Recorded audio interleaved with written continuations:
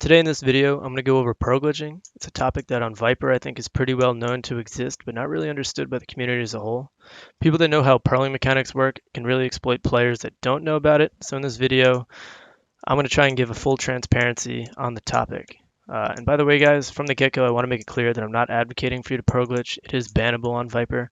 But in this video, I'm going to try and go over all the ways that you can pro glitch, not really so that people can take this information and raid each other with it, but instead so players can understand what they need to do to design bases that prevent people from pro glitching on them. At the end, I'll also give a couple ideas that I think the server can implement that might help prevent people from being able to abuse pro glitching in the future. Okay, so for anybody who's new to Viper or doesn't really know what I mean when I say pro glitching, it's really just using your Ender Pearl to get through any kind of block or object that you typically wouldn't be able to throw a pearl through. So like right now I can throw a pearl up there because there's air connected. Like I can throw my pearl on top of those chests. But this wall, for example, is a solid wall. You shouldn't be able to throw an Ender Pearl through it, but you see, you can through server mechanics. So what I've found is that there are really just two ways to pro glitch. The first one is by using a block that has a hitbox size that is smaller than a standard block. And the second way is by being surrounded by blocks on at least three sides of your player. So what I mean by that is if you're in a position such as this where you're surrounded by three blocks on all sides, you can pearl through any of these blocks to escape. Or get through a wall and get into someone's base. If you're surrounded by four sides, that means you'd be able to go in all directions. What I meant previously when I said any block that has a smaller hitbox than a standard block, this would be a standard block, and anything from like a half slab to a trapdoor, or this is a tripwire, or a button, or like a pressure plate, or a piece of redstone, or even like an enchanting table. Anything that's hitbox size is smaller than a standard block. If you stand on it or in the same block as it, so like right here, you'd be able to pearl through this wall, just like that. So getting more into the first type of pro glitching, whenever you're standing on a block or in a block that changes the hitbox to an irregular shape, so like here, it's a classic air block. You can't pearl through that wall, but when you're standing on something that has a unique hitbox, you'll be able to pearl through it. So I don't think these are all the examples. I've probably missed a few, but all of these things you need to be aware of, that somebody can use them to exploit and get into your base or out of your base. All right, so now that we're back on the server, I'm going to try to run through a bunch of the atypical block sizes, just show you that you can actually pearl through them all. So, I mean, a button and a tripwire are pretty much the same thing. So that's the first one, and then pressure plates. I guess we gotta wait for the ender pearl timer.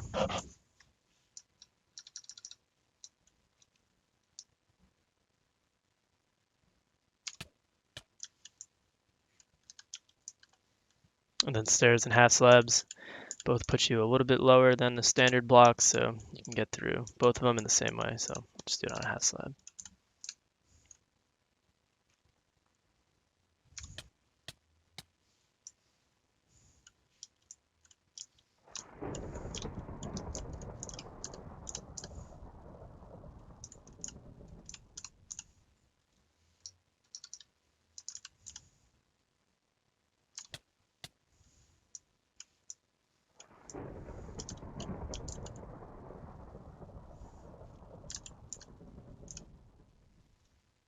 And then redstone's pretty obvious.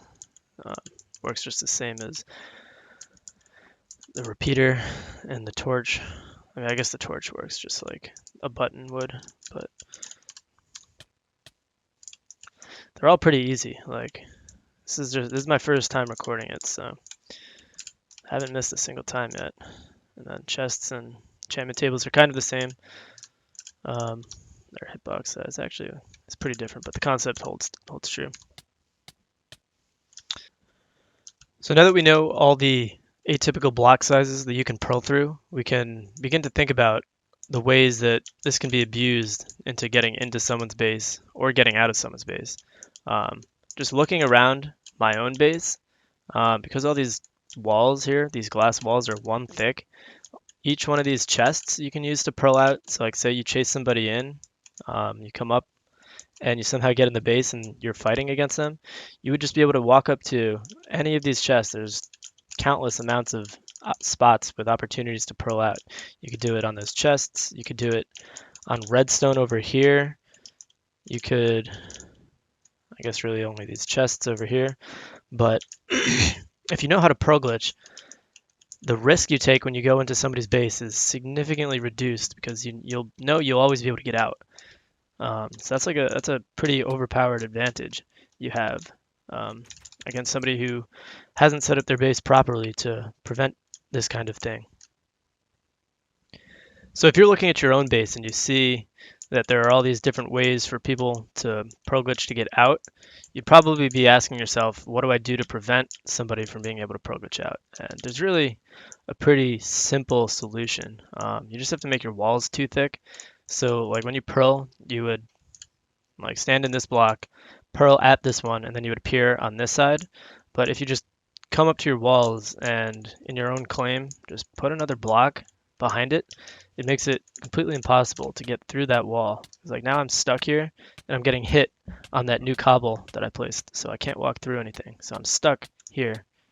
I'm literally stuck in this block. So I gotta break my way out. And if I was in someone else's claim, I wouldn't be able to do that, and I would just suffocate and die. So that's a pretty simple solution. If you have your safe room set up where there's only, so like here we have 2 glass blocks in between each safe room, but if yours was set up where there was a door here, like to the next safe room, and you were like getting raided and somebody was in your base and you came in here and popped this pressure plate, they'd be able to like walk into another safe room that you have that's open, like at the safe room right here, stand on that pressure plate, and then just pearl glitch in, and like your safe room isn't actually safe. So easy solution, too thick your walls, so that if you were here and you try to pearl in on this side, you would just get stuck on this second wall, and you wouldn't be able to get into the other safe room. Okay, so we've now covered the first way to pearl glitch using those blocks, but the second way you can do it is by being surrounded by blocks on 3 sides. So the way it's done is by standing here, so like there's 3 blocks surrounding me, and now I can pearl through literally any of these directions to get in. This is so keep in mind this is the bare minimum that you need. So like I can just pearl through this wall. But if you're like fully encased, like in a 1x1, for example, you get blocked up, you can still pearl out in any direction here. You just need to just pretty much just aim at a wall and walk through. Like it's that simple. So where this would be like really relevant to like you as a player is if somebody is trying to get into your base from the outside. So all of these methods were really useful for getting out of someone's base, but you can use the second method to get into someone's base.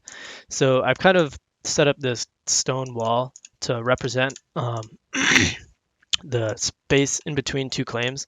So typically, like if my team's claim is here, the claim that's right next to us has like 1 block of wilderness in between it.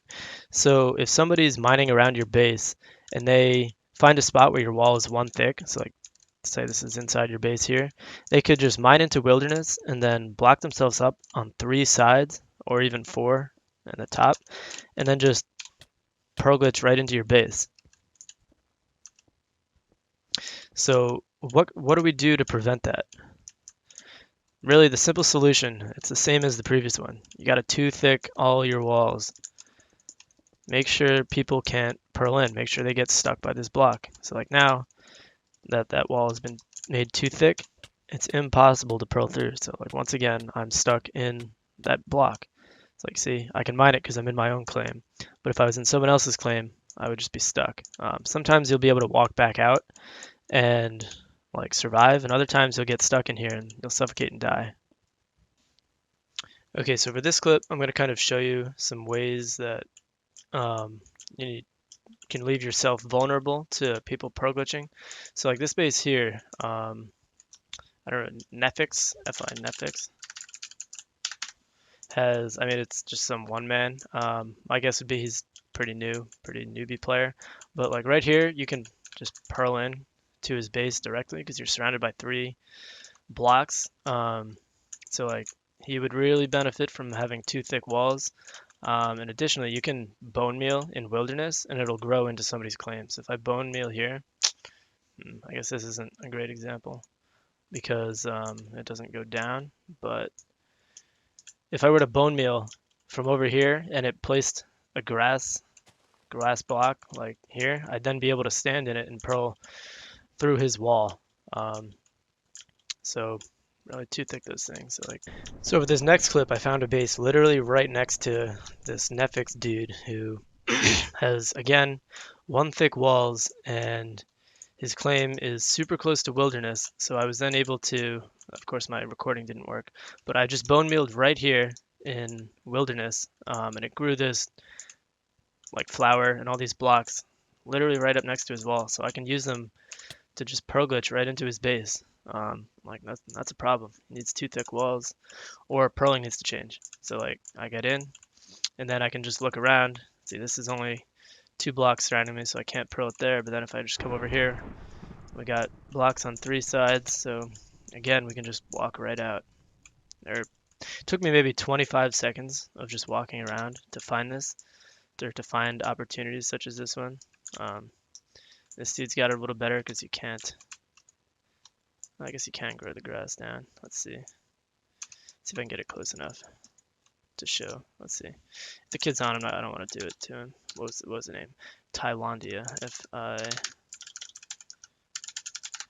Thailandia. Okay, he's not on. Nothing close enough.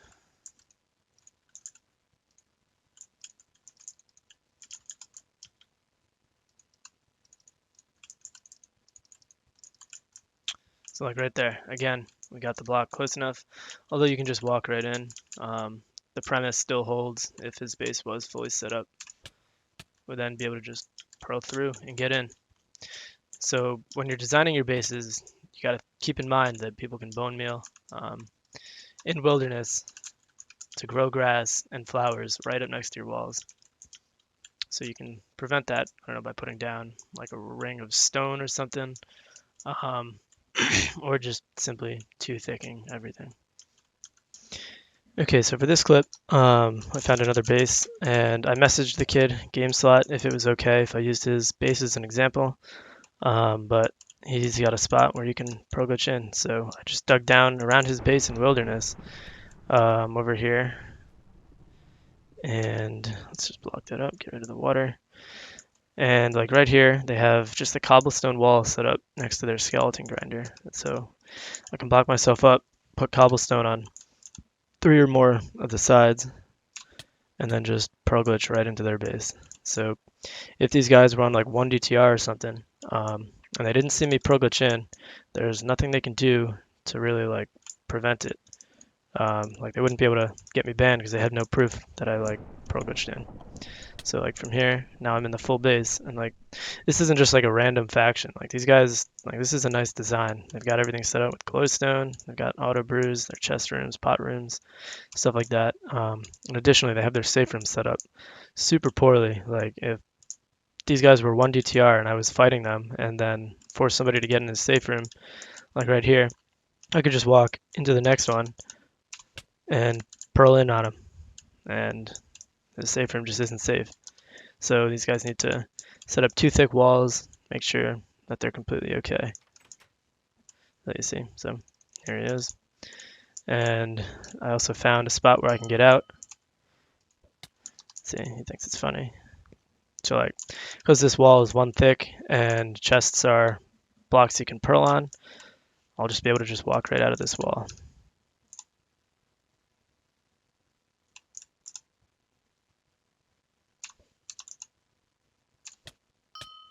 Just like that. It's that simple.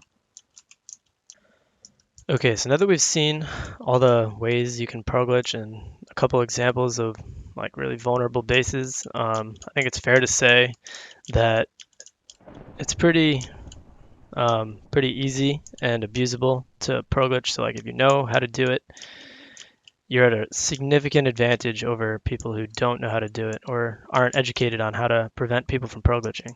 So because of that, it might be in Viper's interest to either change their Perl mechanics to match other servers like Velt or Faithful, where like pro glitching just isn't a problem. Like you just can't do it, or they could implement a system that kind of like tracks um, whether or not people pro glitch. So an idea for tracking whether or not people have pro glitched that I've kind of thought of is by looking at whenever somebody throws a pearl, like the characteristic is that you always take suffocation damage, as I'm taking right now when you pro glitch.